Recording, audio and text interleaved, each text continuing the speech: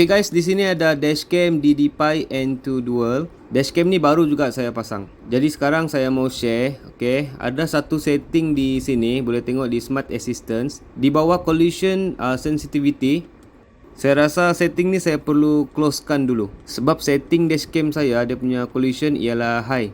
Dan apa yang berlaku, setiap kali saya melalui jalan macam di bulan ni guys, faham-faham lah kan kalau di Sabah, dia tidak akan berhenti ambil gambar. Tengoklah macam ni. Jadi untuk yang ada masalah macam ni, setting ni kamu boleh off ataupun letak low guys. Untuk bagi sensor pelanggaran dia kurang sensitif.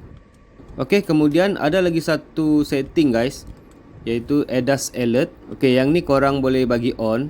Dan sensitivity dia pun kamu boleh set jugalah. Tujuan dia untuk kesan kalau kereta depan tu bergerak, dashcam ni akan mengeluarkan alert. Dia akan bagi tahu yang kereta depan bergerak. Kemudian ada lagi satu ni, screen settings.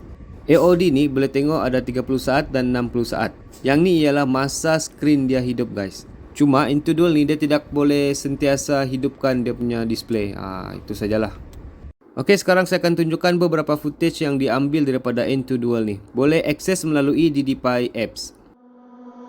Walk in the shadowland, nobody's innocent. Hand to mouth, we live like demons. Stuck in the phantom zone, lost in a thunderdome. Twilight ruled the day. We found the impossible, now we're unstoppable. Taking off the world beneath us. Strong under pressure, we'll make it together. Our universe will change. Freedom looking down a telescope. Starlight never been so beautiful. Whole world waiting for us time to go. Escaping gravity.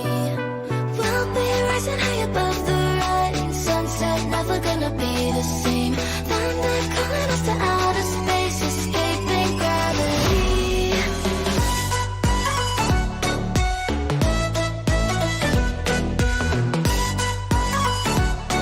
Escaping gravity.